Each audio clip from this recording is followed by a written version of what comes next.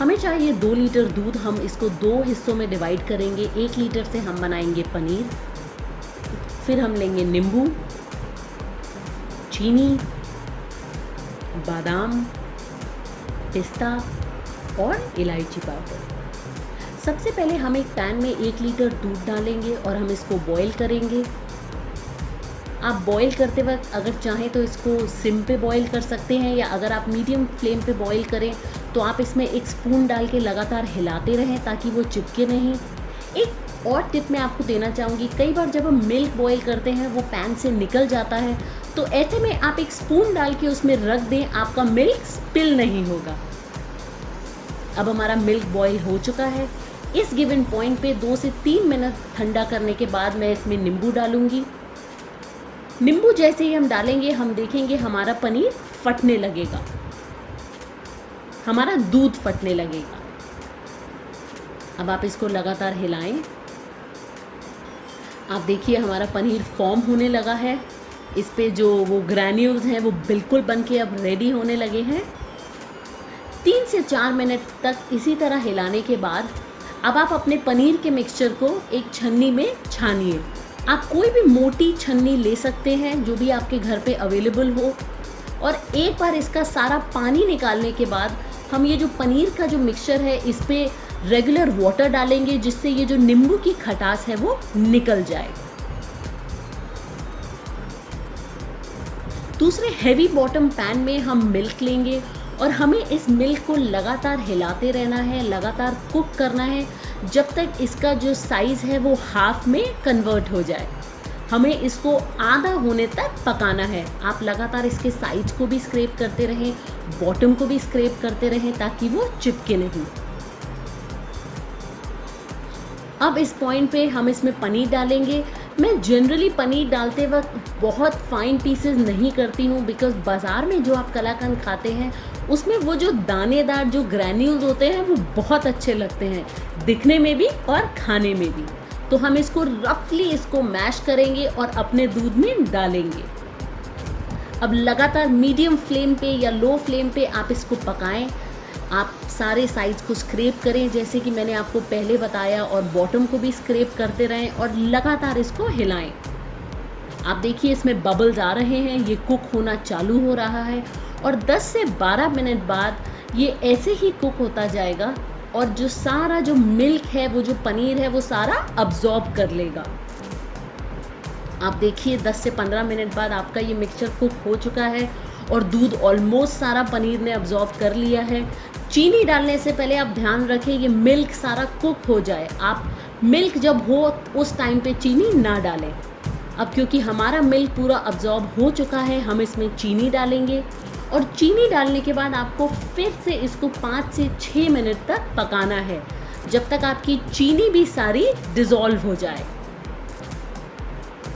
आप इसको हाई पे ना पकाएं, मीडियम पे पकाएं, क्योंकि चीनी डालने के बाद आपका जो कलाकंद है वो चिपक सकता है। आप देखेंगे चीनी ने अपना पानी छोड़ना शुरू कर दिया है और हमारा जो मिक्सचर है वो थोड़ा सा लिक्विडी हो गया है। ये बहुत ही अच्छा, बहुत ही वो जो ग्रैन्यूल्स होते हैं जो कलाकंद के जो बाज़ार में दिखते हैं, ये बिल्कुल वैसे दिख रहे हैं। ये थोड़ा सा जो पानी का मिक्सचर है हम इसको फिर से कुक करेंगे ताकि इसकी एक थिक कंसिस्टेंसी हो जाए। अब आप इसमें डालें इलायची पाउडर और इसको फिर से अच्छे से मिक्स करें। 3 से 4 मिनट ऐसे मिक्स करने के बाद आप देखेंगे हमारा ये मिक्सचर बिल्कुल रेडी है कलाकंद सेट करने के लिए, उसको जमाने के लिए। तो अब आप इसको एक टिन में जमाएं। उससे पहले मैं टिन में ग्रीस करूँगी घी। ये बहुत इम्पॉर्टेंट स्टेप है, बिकॉज अगर आप ये नहीं करेंगे तो जब आप कलाकंद जमाने के बाद जब उसको निकालेंगे तो वो पैन पे चिपक सकता है। तो आप प्लीज़ इस स्टेप को ज़रूर करें। अब हम इसमें पूरे कलाकंद के मिक्सचर को डाल देंगे। हमने ये गर्म ही लिया है, इसको ठंडा नहीं किया। आपको इमिडिएटली करना है, क्योंकि अगर आप ठंडा कर देंगे तो आपकी जो कलाकंद की जो बर्फ़ी है वो फॉर्म नहीं होगी, उसके क्रम्बल्स हो जाएंगे। आप इसको ध्यान से कोने कोने तक डाल के इसको एक अच्छी फाइन शेप दें। आप देखिए ये बहुत अच्छा लग रहा है, हमने बहुत अच्छे से इसको स्प्रेड किया है। अब इसको आप गार्निश करें पिस्ता के साथ। पिस्ता जनरली दिखने में भी बहुत अच्छा लगता है, ये कलाकंद पे लोग हमेशा से यूज़ करते आ रहे हैं। आप अपने मन के कोई भी ड्राई फ्रूट्स इस मिठाई पे डाल सकते हैं। अब मैं इसके बाद डालूंगी बादाम, क्योंकि मुझे जनरली बादाम भी बहुत पसंद है। मैंने उनको भी रफली चॉप कर लिया है। आप कोनों कोनों में अच्छे से इसको डालें और स्प्रेड आउट करें। अब आप एक बार एक पैन से बहुत हल्के हाथ से सारे ड्राई फ्रूट्स को आप एक बार अंदर प्रेस कर दें, ताकि वो बर्फी से बाहर निकले नहीं। ये करने के बाद हमें अपने कलाकंद को जमाना है फॉर एटलीस्ट 3 आवर्स। आप देख सकते हैं हमारा कलाकंद बहुत डिलिशियस, बहुत मॉइस्ट लग रहा है। 3 से 4 घंटे बाद हम इसके पीसेस करेंगे।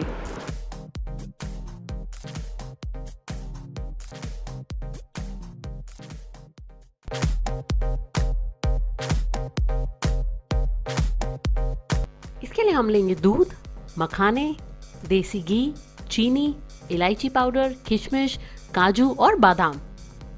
सबसे पहले हम एक पैन में डालेंगे घी को, और जब हमारा घी मेल्ट हो जाएगा तब हम उसमें डालेंगे मखाने। हमें मखानों को इसमें रोस्ट करना है, ताकि इसका कलर जो है वो स्लाइटली गोल्डन ब्राउन हो जाए और ये अच्छे क्रंची हो जाएं। हमें इन्हें बहुत ज़्यादा देर तक नहीं करना, डार्क ब्राउन कलर नहीं करना, सिर्फ स्लाइटली गोल्डन ब्राउन करना है। आप ध्यान रखें मखानों को आप कभी भी हाई फ्लेम पे नहीं कुक करें, क्योंकि मखाने बहुत जल्दी जल सकते हैं। तो आप 3 से 4 मिनट तक आप इनको रोस्ट करें, और जब आपके मखाने रोस्ट हो जाएंगे तब आप जब उसको थोड़े से दबा के देखेंगे तो आप देखिए ये क्रंची इफेक्ट इनका होता है, ये बहुत अच्छे से स्मैश हो जाते हैं। इसका मतलब आपके मखाने अब रेडी हैं। इसमें अब मैं डालूंगी दूध। दूध डाल के हमें अपने मखाने की खीर को इसी तरह से पकाना है। बहुत लोग मखाने को क्रश कर देते हैं मिक्सर ग्राइंडर में, बट मैं वो नहीं करती, क्योंकि मखाने कुक होने के बाद एनीवेज बहुत छोटे साइज़ के हो जाते हैं, और अगर हम उसको मिक्सर ग्राइंडर में क्रश कर देते हैं तो वो मुझे अच्छे नहीं लगते, क्योंकि वो बहुत बारीक हो जाते हैं। बट ये कम्प्लीटली ऑप्शनल है, अगर आपको वैसे पसंद है तो आप वो भी कर सकते हैं। तो आप देखिए मैंने इसको 7 से 8 मिनट तक बीच में स्टर करते हुए थोड़ा थोड़ा मीडियम फ्लेम पे मैंने इसको पकाया है। अगर आप देखेंगे मखाने ऑलरेडी कुक होने लगे हैं और साइज़ में भी बहुत श्रिंक हो गए हैं। तो मैं इसको जनरली, जैसे मैंने कहा, मिक्सर ग्राइंडर में नहीं मैं इसको करती हूँ ग्राइंड। अब आप इसको कुक करें थोड़े टाइम तक और साइड्स को स्क्रैप करते हुए, और लगातार इसको हिलाते रहें। इस पॉइंट पे मैं इसमें डालूंगी केसर वाला दूध। मैंने थोड़े से केसर स्ट्रैंड्स में गर्म दूध डाला था। ये कम्प्लीटली ऑप्शनल है, अगर आप नहीं चाहते तो आप इसको स्किप भी कर सकते हैं। अब इसमें डालिए इलायची पाउडर, और अब हम इसको फिर से कुक करेंगे 5 से 6 मिनट तक। और इस मखाना खीर में हम मावा नहीं डाल रहे, क्योंकि हम मखानों को स्लो कुक कर रहे हैं दूध में। ये ऑलरेडी खीर बहुत गाढ़ी हो जाती है, बहुत इसका जो टेक्सचर होता है बहुत ही क्रीमी, बहुत ही मावा टाइप होता है। वो इसलिए क्योंकि हम दूध में इसको पका रहे हैं। जो दूध हम रिड्यूस करते जाते हैं उससे जो टेस्ट है वो बहुत बढ़िया आता है। अगर आप इसको बनाएं तो आप इंस्टाग्राम में मुझे आरती मदान के हैशटैग से ज़रूर टैग करें, और वहाँ मुझे फॉलो भी करें। मैं बहुत सारे फूड रिलेटेड अपडेट्स वहाँ लगातार डालती हूँ। आप देखिए मैंने इसको 5 से 6 मिनट और पकाया है। ये ऑलरेडी थिक हो गया है। आप इसके साइड्स को स्क्रैप करिए, जो भी मलाई जमती जा रही है हमें उसको हटाना है। अगर आप टेक्सचर देखेंगे तो आप देखिए ये बहुत थिक होता जा रहा है, बहुत क्रीमी होता जा रहा है। अगर आपको लगता है कुछ बड़े साइज के मखाने हैं, आप उसको इस तरह से प्रेस करके भी छोटा कर सकते हैं। अब आप इस पॉइंट पे डालिए चीनी। चीनी आप हमेशा अपने टेस्ट के हिसाब से कम ज़्यादा कर सकते हैं। मुझे बहुत मीठा नहीं पसंद, मुझे मीडियम पसंद है, तो मैं उस हिसाब से चीनी इसमें डाल रही हूँ। अब आप चीनी डालने के बाद इसको 4 से 5 मिनट तक और कुक करें। हमेशा ध्यान रखें जब भी आप अपनी खीर बनाएं, हलवा बनाएं, तो जब हम चीनी डालते हैं उसके बाद चीनी पानी छोड़ देती है, जिसकी वजह से जो आपकी खीर है वो अगेन थोड़ी वाटरी या लिक्विड हो जाती है। आपका हलवा भी वैसा हो जाता है। तो आप चीनी डालने के बाद हमेशा उसको थोड़ा और पकाएं, उससे जो चीनी का जो पानी है वो पूरा अब्जॉर्ब हो जाएगा और जो आपका हलवा या जो खीर है वो अगेन बहुत थिक और गाढ़ी बनेगी। आप देखिए, मुझे नहीं पता अगर कैमरा कैप्चर कर पा रहा है या नहीं, इसका बहुत प्यारा रबड़ी जैसा कलर आया है। ये बहुत ही स्वादिष्ट होती है खाने में, आप इसको ज़रूर ट्राई करें। नवरात्रि में लोग बहुत शौक से खाते हैं और हमारे यहाँ ये नवरात्रि में हर साल बनाई जाती है। अब हम इसमें डालेंगे काजू, बादाम और किशमिश। आप अपने हिसाब से ड्राई फ्रूट्स जो आपको पसंद है वो भी आप इसमें डाल सकते हैं।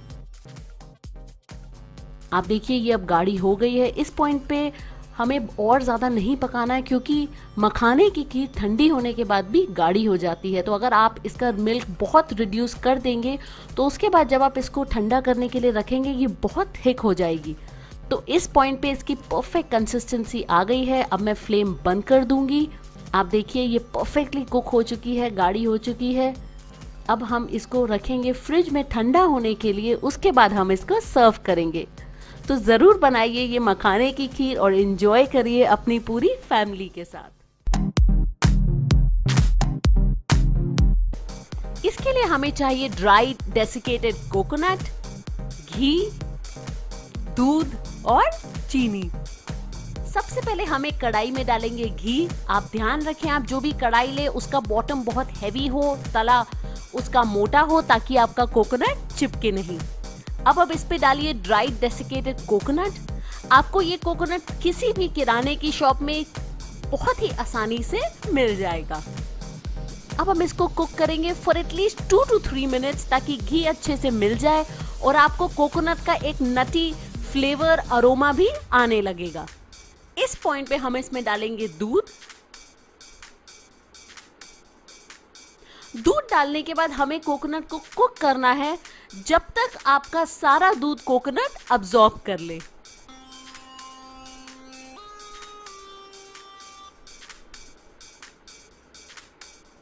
कुछ टाइम के बाद जब ये दूध अब्सॉर्ब कर लेगा, आप देखेंगे इसका जो टेक्सचर है वो क्रम्बली होने लगेगा, जैसे कि अब आप देख सकते हैं। इस गिवन पॉइंट में हम इसके अंदर डालेंगे चीनी।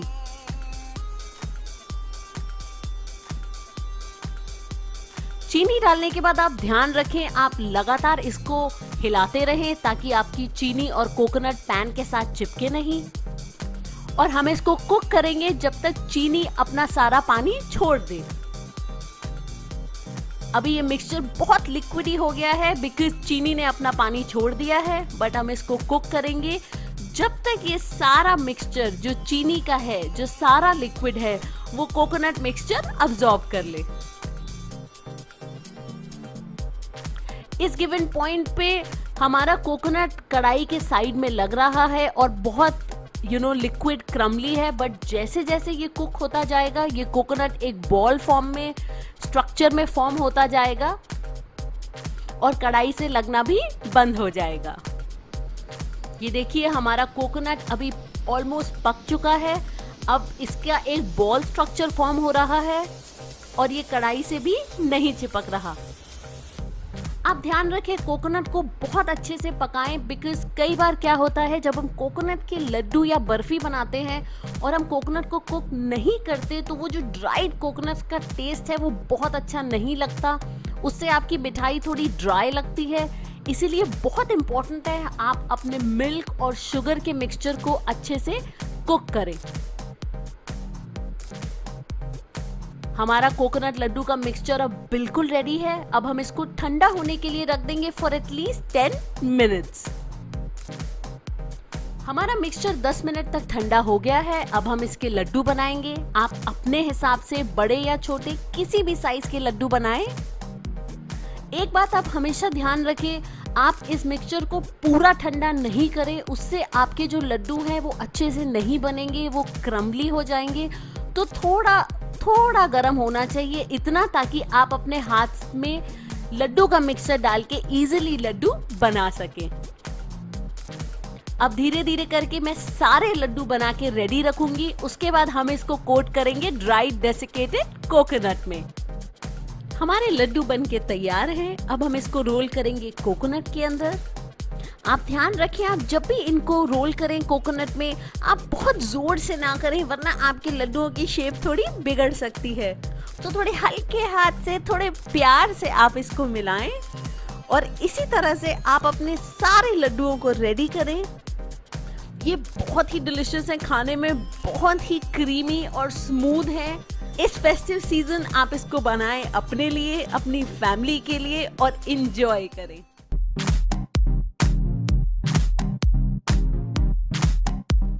दूधी हलवे के लिए हम लेंगे लौकी, मैंने इसे ग्रेट कर लिया है, दूध, देसी घी, चीनी, काजू, किशमिश, बादाम, पिस्ता और इलायची। सबसे पहले हम एक पैन में डालेंगे घी और अब हम इसको गर्म कर देंगे। इसके बाद हम इसमें डालेंगे ग्रेटेड दूधी। आप ध्यान रखें, ये मैंने पतली वाली दूधी ली थी, पतली दूधी आप लीजिए क्योंकि उसके अंदर बीज कम होते हैं। अगर आपकी दूधी मोटी है तो बीज के जो बीज हैं आप उसको हटा दीजिए, बीज के बीज वाले हिस्से को आप ग्रेट नहीं करिए। आप ये दूधी के अंदर का जो जूस है आप उसको भी मत निकालिए, बिकॉज उससे जो टेस्ट है वो अच्छा आता है, जो हलवे का फ्लेवर है वो बहुत अच्छा और सॉफ्ट होता है। तो अब हम इसको भुनेंगे। आप चाहें तो घी के बिना भी भून सकते हैं, बट घी डालने से टेस्ट थोड़ा अच्छा हो जाता है। तो आप इसको 5 से 6 मिनट तक ढक्कन लगा के आप इसको कुक करें। अब मैं इस पे ढक्कन लगा दूंगी। आप चाहें तो बीच बीच में 1 या 2 बार आप इसको चेक भी कर सकते हैं। आप ध्यान रखें, फ्लेम को आप हाई कभी नहीं रखें। आप देखिए, ये अभी 3 से 4 मिनट बाद मैं देख रही हूं। अब मैं फिर से ढक्कन लगा के इसको पकाऊंगी कम से कम 5 मिनट के लिए। आप देखिए, अब हमारी दूधी बहुत हद तक पक चुकी है, इसका कलर भी चेंज हो चुका है। ये बहुत ही डिलिशियस दूधी का हलवा बनता है। बहुत लोगों को दूधी नहीं पसंद, बट हलवा इसका बहुत अच्छा बनता है। आप बनाएं, और बनाएं तो मुझे इंस्टाग्राम पे ज़रूर टैग करें आरती मदान के नाम से। अब हम इसमें डालेंगे दूध। ये मैंने उबला हुआ दूध लिया है रूम टेम्परेचर पे। आप गाय या भैंस दोनों में से किसी का भी दूध ले सकते हैं, लो फैट या फुल फैट। जैसे मैंने आपको कहा, ये बहुत अच्छा हलवा बनता है। मुझे इंस्टाग्राम पे आप फॉलो भी करिए, टैग करने के बाद मैं वहाँ पे बहुत सारे फूड रिलेटेड अपडेट्स लगातार डालती हूँ। अब आप इसको 1 से 2 मिनट तक हिलाएं और इसको भी अब हम कुक करेंगे ढक के।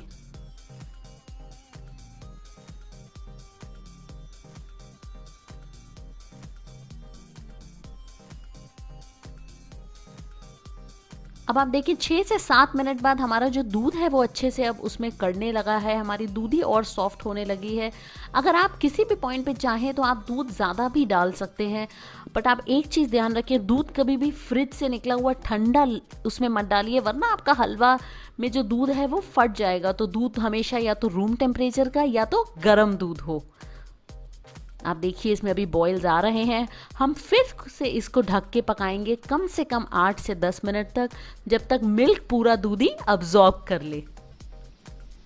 आप बीच बीच में इसे हिलाते भी रहें। अब आप देखेंगे हमारा मिल्क जो है वो बहुत हद तक अब्सॉर्ब कर लिया है दूधी ने, और इसका टेक्सचर भी अब बहुत अच्छा हो गया है। इस पॉइंट पे मैं इसमें डालूंगी चीनी। चीनी आप हमेशा अपने हिसाब से कम या ज़्यादा कर सकते हैं। चीनी डालने के बाद आप देखेंगे ये फिर से अपना चीनी पानी छोड़ देगी और हलवा थोड़ा लिक्विड हो जाएगा। तो हम इसको फिर से पकाएंगे बीच बीच में हिलाते हुए, मीडियम से लो फ्लेम पे, जब तक ये जो सारा शुगर वाटर है वो सारा दूधी अब्सॉर्ब कर ले।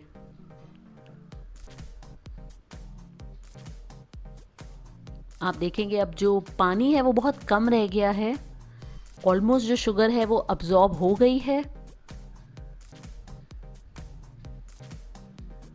और अगर आप टेक्सचर भी अब देखेंगे ध्यान से, बहुत दूधी का बहुत छोटा हो गया है, सॉफ्ट हो गया है। This is completely perfect, exactly what we wanted. अब हम इसमें डालेंगे पिस्ता, बादाम, किशमिश, और काजू। आप अपनी पसंद के कोई भी ड्राई फ्रूट्स इसमें डाल सकते हैं, और अगर आपको ड्राई फ्रूट्स पसंद नहीं है तो आप वो स्किप भी कर सकते हैं।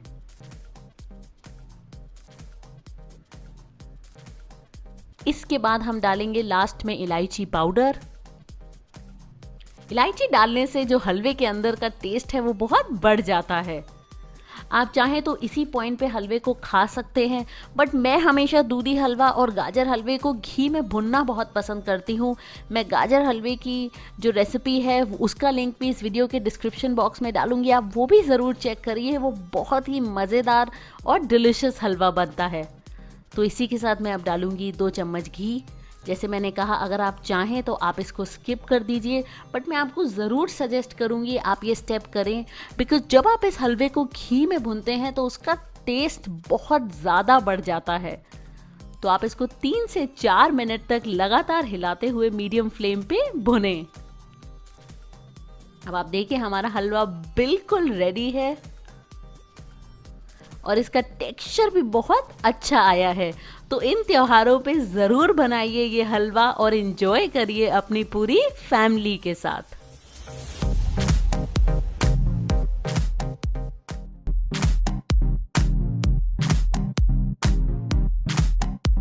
इसके लिए हम लेंगे फ्रेश कोकोनट, मिल्क, चीनी, पिस्ता फॉर गार्निशिंग और देसी घी।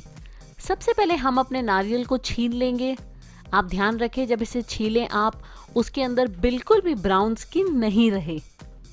तो आप एक पीलर की हेल्प से या नाइफ से सारी स्किन को निकाल दीजिए।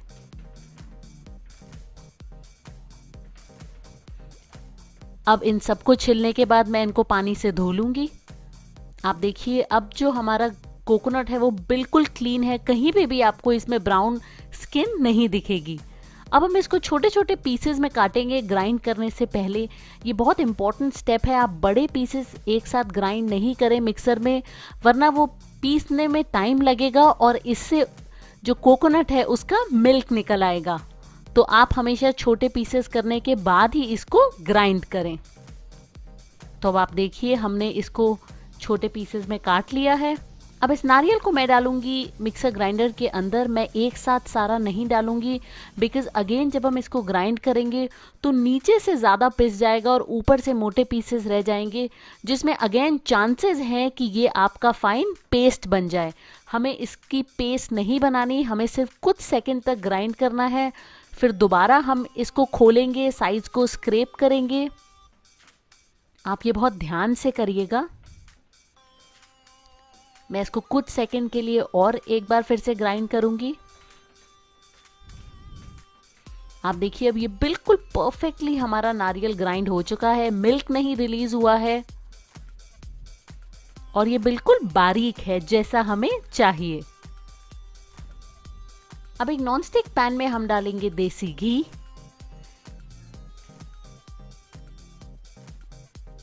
अब इसके अंदर मैं डालूंगी ग्रेटेड कोकोनट। आप चाहें तो ड्राई डेसिकेटेड कोकोनट भी यूज कर सकते हैं। हमें मीडियम फ्लेम पे इसको 2 से 3 मिनट तक पकाना है। आप हाई फ्लेम पे नहीं करें, वरना जो कोकोनट है उसका कलर डार्क हो जाएगा। हमें सिर्फ इसको कुक करना है ताकि जो इसका मॉइस्चर है वो थोड़ा रिलीज हो जाए। अब 2 मिनट के बाद आप देखेंगे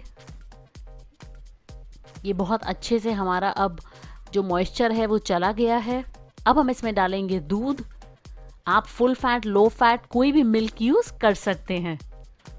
अभी हम इसको लगातार हिलाते हुए कुक करेंगे जब तक जो मिल्क है वो सारा जो कोकोनट है वो अब्सॉर्ब कर ले। आप चाहें तो इसमें इलायची पाउडर भी डाल सकते हैं। साइड्स को जरूर स्क्रैप करिए।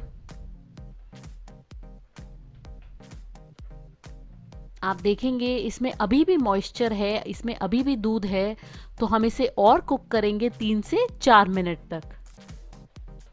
ये बहुत ही अच्छी नारियल बर्फी बनती है। आप देखिए अभी जो मॉइस्चर है वो पूरा चला गया है, मिल्क सारा अब्सॉर्ब कर लिया है नारियल ने। अब हम इसमें डालेंगे चीनी। जैसे मैंने आपको कहा ये बहुत ही डिलिशियस कोकोनट बर्फी बनती है। आप बनाएं तो मुझे इंस्टाग्राम पे आरती मदान हैशटैग से ज़रूर टैग करें और वहाँ मुझे फॉलो भी करें। मैं बहुत सारे फूड रिलेटेड अपडेट्स और बिहाइंड द सीन्स वहाँ लगातार डालती हूँ। तो अब हम इसको कुक करेंगे जब तक चीनी जो है अपना सारा पानी छोड़ दे। आप देखेंगे चीनी ने पानी छोड़ दिया है। अब हम इसको फिर से कुक करेंगे 7 से 8 मिनट तक, ताकि ये जो पानी है वो सारा कोकोनट अब्जॉर्ब कर ले और हमारा मिक्सचर ड्राई हो जाए। अगर आप इसको इसी तरह से जमाएंगे तो आपकी बर्फी नहीं जमेगी। आप देखें अब कुछ टाइम बाद हमारा जो चीनी का जो लिक्विड है वो सारा कोकोनट ने अब्जॉर्ब कर लिया है। ये अब बिल्कुल परफेक्ट कंसिस्टेंसी है। अब ट्रे को मैं ग्रीस करूंगी घी से। ये बहुत इंपॉर्टेंट स्टेप है, आप इसको इग्नोर नहीं करें वरना आपकी नारियल बर्फी निकलेगी नहीं। तो आप कोनों कोनों में अच्छे से घी लगाएं और अब आप इसमें डालिए अपनी कोकोनट बर्फी का सारा मिक्सचर। आप चाहें तो बर्फी के अंदर भी ड्राई फ्रूट डाल सकते हैं, बट मैं ऊपर गार्निशिंग में डालना पसंद करती हूँ। तो अब आप एक प्लेन सरफेस दें, इसको स्मूथ करें।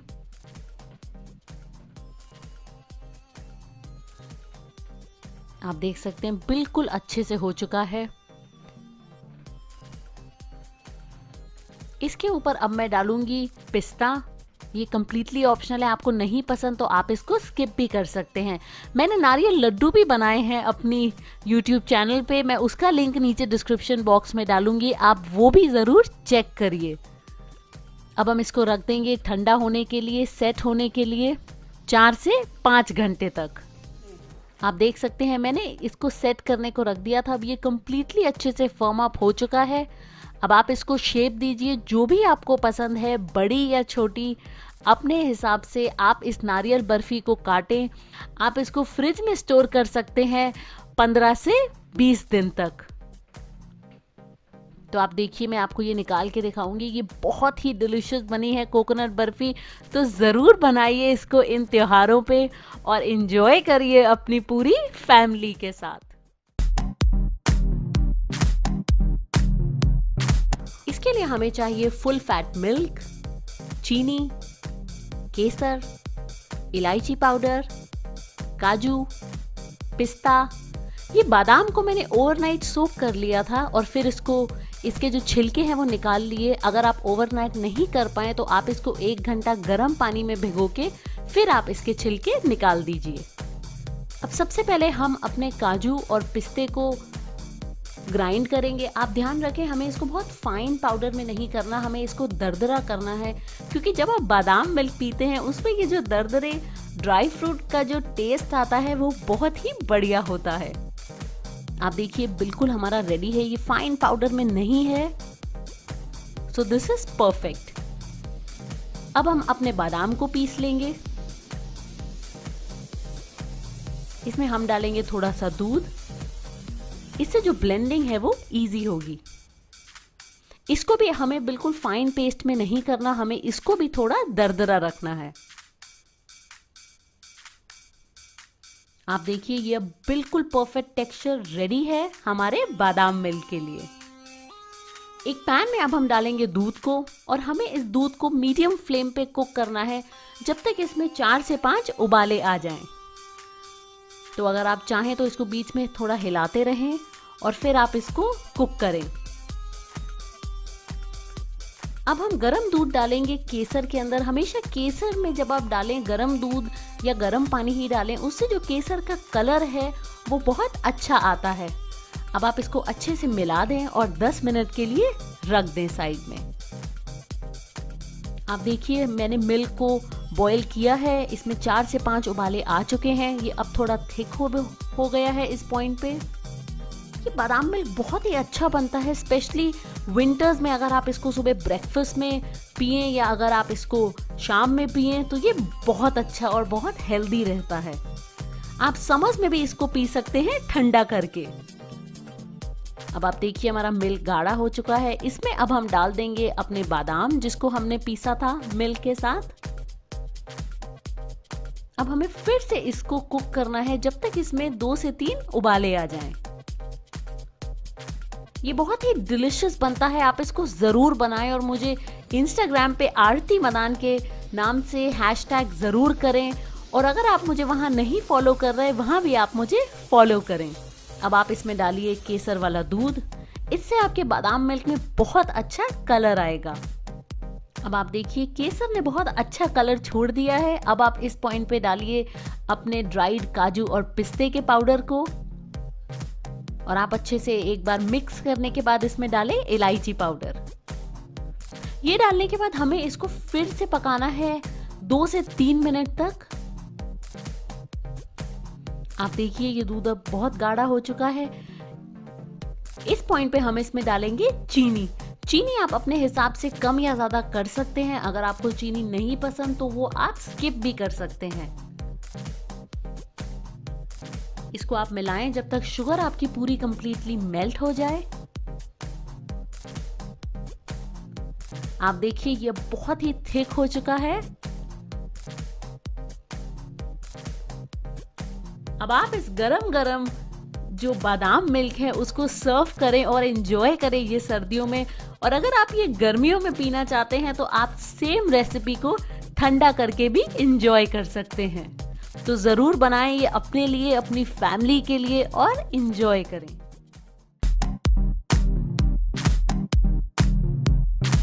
इसके लिए हमें चाहिए खजूर, पिस्ता, अखरोट, बादाम, काजू, ड्राइड क्रैनबेरीज। ये ऑप्शनल है बट मुझे बहुत पसंद है तो मैं ये यूज करूंगी। घी और खसखस। डेट्स को पहले हम इसके अंदर के सीड्स निकालेंगे। आप देखेंगे इनके टॉप में भी एक वो छिलका टाइप का होता है, आप उसको निकालें और सारे सीड्स को डीसीड कर दीजिए। मैंने इसको चॉप भी कर लिया है बारीक बारीक। अब इसी तरह से मैं अपने सारे ड्राई फ्रूट्स को भी चॉप कर लूंगी रफली। ये देखिए मैंने इन सबको चॉप कर लिया है।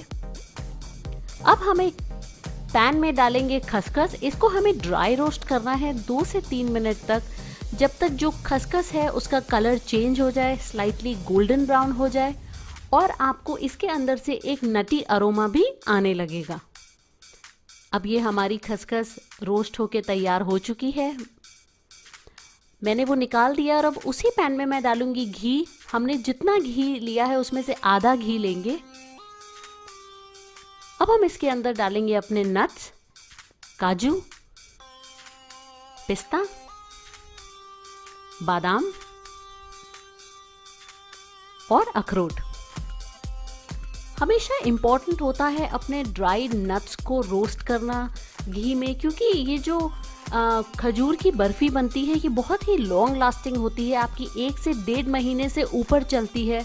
तो अगर आप अपने ड्राई फ्रूट्स को जब रोस्ट करते हैं उनके अंदर का जो मॉइस्चर होता है वो निकल जाता है। इससे जो आपकी बर्फी की जो शेल्फ लाइफ है वो बहुत ज़्यादा हो जाती है। इसीलिए आप इसको रोस्ट ज़रूर करें ताकि नट्स के अंदर का सारा मॉइस्चर निकल जाए।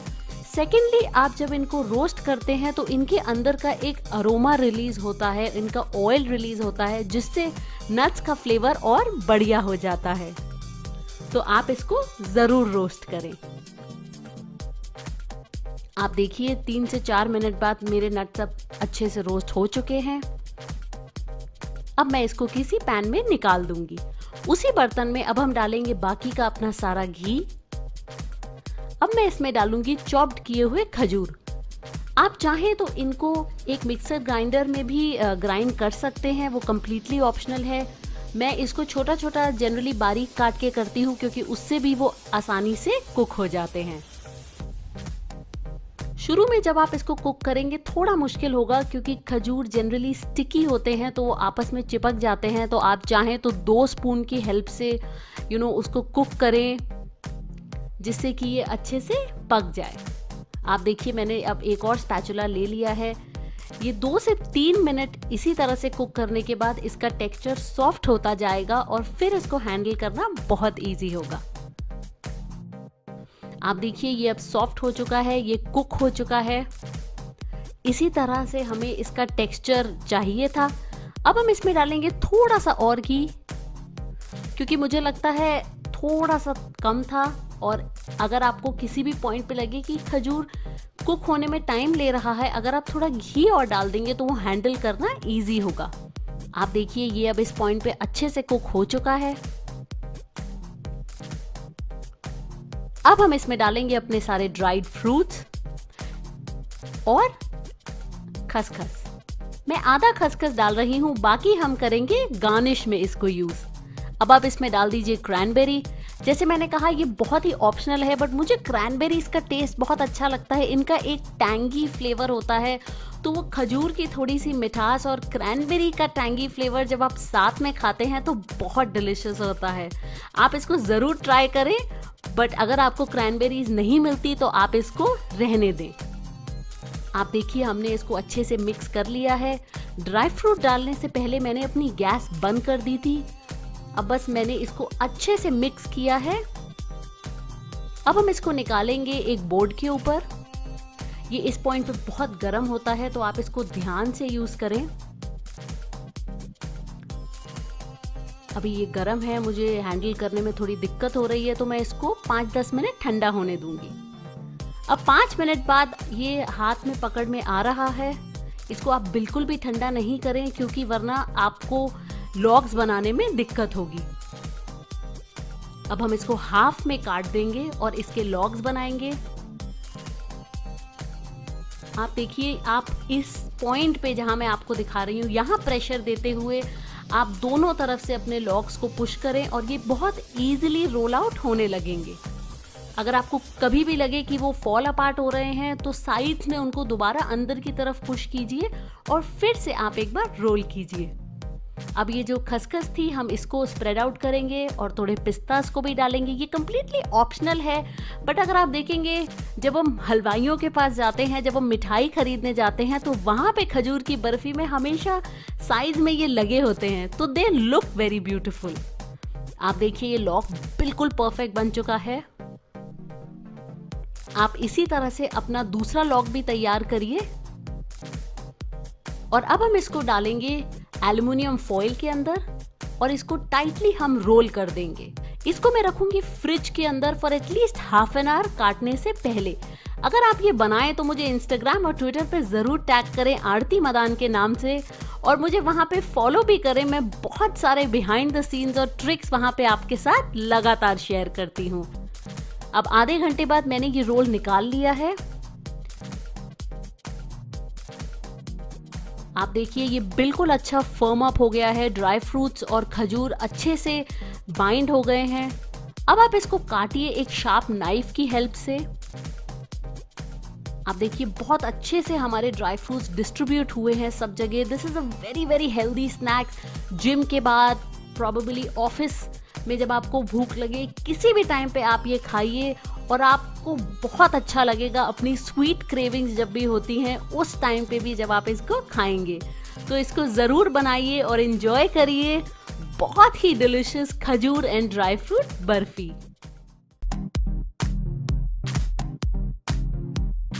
इसके लिए हम लेंगे लौकी यानी कि दूधी। इसको मैंने फाइनली ग्रेट कर लिया है और इसका जो पानी है वो सारा निकाल दिया है ग्रेट करने के बाद।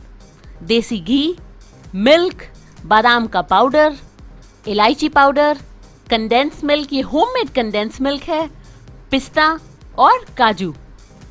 सबसे पहले हम अपने पैन में डालेंगे लौकी को। जैसे मैंने आपको कहा, लौकी ग्रेट करने के बाद मैंने जो इसका पानी है वो सारा निचोड़ के निकाल दिया है। ये बहुत इंपॉर्टेंट है, बिकॉज हमें बर्फी को सेट करना है। अगर आप ऐसा नहीं करेंगे तो आपकी बर्फी सेट नहीं हो पाएगी। दूसरी इंपॉर्टेंट चीज, जब आप लौकी को ग्रेट करें उसके बाद आप इमीडिएटली उसको कुक करें। अगर आप उसको बाहर बहुत टाइम तक रहने देंगे तो आपकी लौकी काली पड़ सकती है। अब हम इसमें डालेंगे दूध। दूध डालने से आपकी जो लौकी है वो सॉफ्ट हो जाएगी, आपकी दूधी सॉफ्ट हो जाएगी। हम इसको मीडियम फ्लेम पे कुक करेंगे ढक के फॉर एटलीस्ट 5 to 6 मिनट्स। तो अभी आप इस पे ढक्कन लगा दें। आप देखिए 5 से 6 मिनट बाद जो मिल्क है वो दूधी ने पूरा अब्सॉर्ब कर लिया है। इस पॉइंट पे हम इसमें डालेंगे कंडेंस मिल्क। ये होममेड कंडेंस मिल्क है। ये बहुत ही इजी है घर पे बनाना। मैं इसका लिंक नीचे डिस्क्रिप्शन बॉक्स में मेंशन करूंगी। कंडेंस मिल्क डालने के बाद आप ध्यान रखें हाई फ्लेम पे इसको नहीं कुक करें, वरना जो आपकी बर्फी है वो पैन के साथ चिपक सकती है। तो आप इसको मीडियम या लो फ्लेम पे बीच बीच में हिलाते हुए कुक करते रहें। अब हम इसमें डालेंगे बादाम का पाउडर। ये ऑप्शनल है, अगर आपके पास नहीं है आप इसको स्किप भी कर सकते हैं, बट ये बहुत अच्छा रिच फ्लेवर और टेक्सचर देता है आपकी बर्फी को। आप इसको ज़रूर बनाएं, ये बहुत ही डिलिशियस बनती है। और अगर आप इसको बनाएं तो मुझे आरती मदान हैशटैग से इंस्टाग्राम पे ज़रूर टैग करें और आप वहाँ मुझे फॉलो भी करें। मैं बहुत सारे फूड रिलेटेड अपडेट्स वहाँ पे लगातार डालती हूँ। तो आप देखिए 5 से 6 मिनट बाद कंडेंस मिल्क और मिल्क बहुत अब्जॉर्ब कर लिया है हमारी लौकी ने। आप लगातार साइड्स को और बॉटम को स्क्रैप करते हुए इसको कुक करें। इसमें बॉइल्स भी आने लग गए हैं। अब हम इसमें डालेंगे इलायची का पाउडर।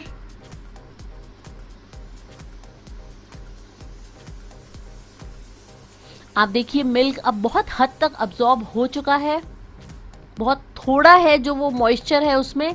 इस पॉइंट पे आप इसमें डालें बादाम। बादाम डालने के बाद आप इसको अच्छे से मिक्स करें। आप चाहें तो काजू, पिस्ता, जो ड्राइड फ्रूट्स आपको पसंद है वो आप इसमें डाल सकते हैं। अब हम इसको 4 से 5 मिनट तक और कुक करेंगे ताकि जो हमारा कंडेंस मिल्क है वो पूरा दूध ही अब्सॉर्ब कर ले। आप देखिए ये अभी भी इसमें थोड़ा मॉइस्चर है, तो मैं इसको 2 से 3 मिनट तक और कुक करूंगी। अब हम इसमें डालेंगे देसी घी। देसी घी डालने के बाद हमें इसको थोड़ी देर भुनना है। इससे जो फ्लेवर है वो बहुत अच्छा आएगा और आपकी बर्फी में एक सॉफ्ट टेक्सचर भी ये ऐड करेगा। तो घी डाल के आप इसको 3 से 4 मिनट तक मीडियम फ्लेम पे लगातार हिलाते हुए आप इसको कुक करें।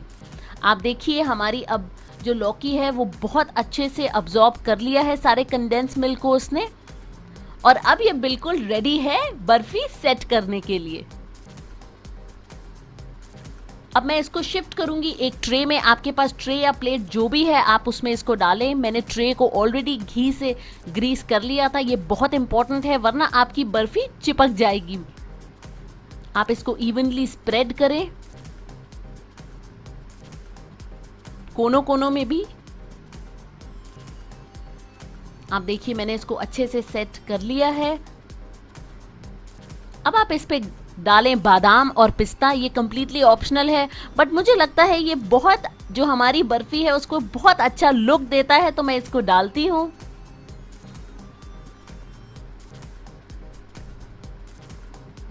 अब आप एक स्पैचुला की या स्पून की हेल्प से अपने नट्स को बर्फी के अंदर प्रेस करें ताकि वो निकले नहीं।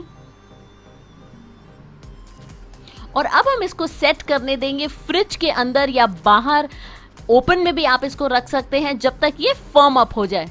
अब देखिए 1.5 घंटे बाद मेरी बर्फी सेट हो चुकी है। अब आप इसको काटिए अपने हिसाब से, जो आपको पीसेस छोटे या बड़े जैसे भी पसंद हैं, और आप इसको सर्व करें। ये बहुत ही डिलिशियस बर्फी बनती है। मैं जो इसके साइड्स हैं इनको भी काट दूंगी एक नीट फिनिश के लिए। तो आप देखिए ये एक पीस मैं आपको निकाल के दिखाऊंगी। ये बहुत अच्छे से बर्फी बनी है, ये फर्म अप हो चुकी है, ये बहुत ही डिलिशियस है जैसे मैंने कहा। तो जरूर बनाएं इसको अपने लिए, अपनी फैमिली के लिए, और एंजॉय करें।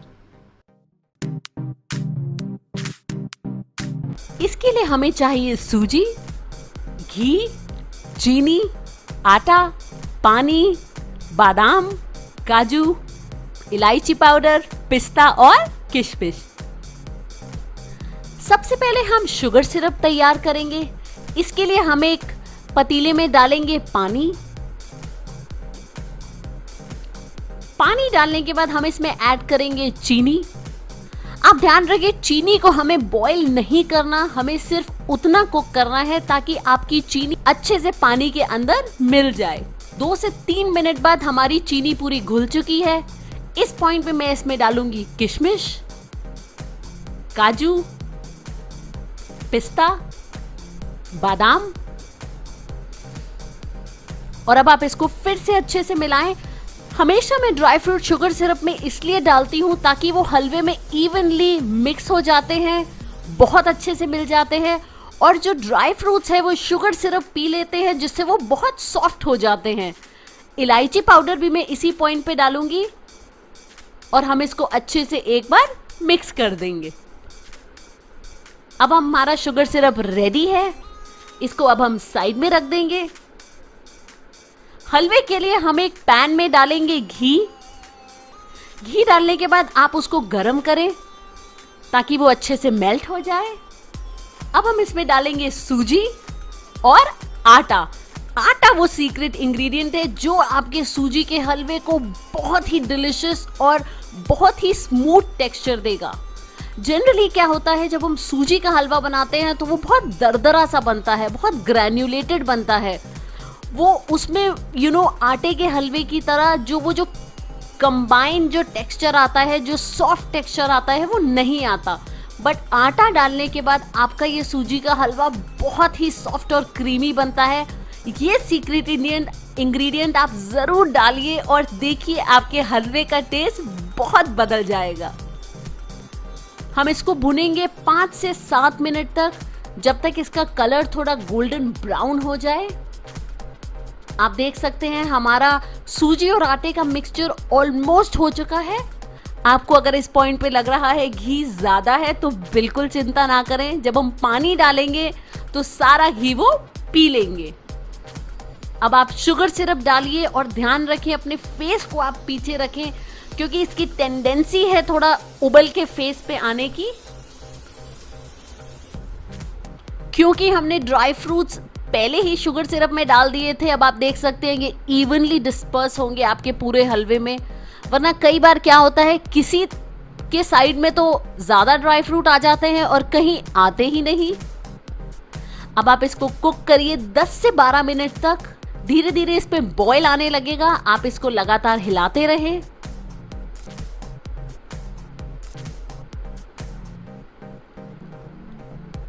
अब आप देखेंगे ये पानी जो है वो सूजी और आटे ने अब्सॉर्ब कर लिया है। ये अभी भी थोड़ा लिक्विड स्टेट में है, हम इसको और कुक करेंगे।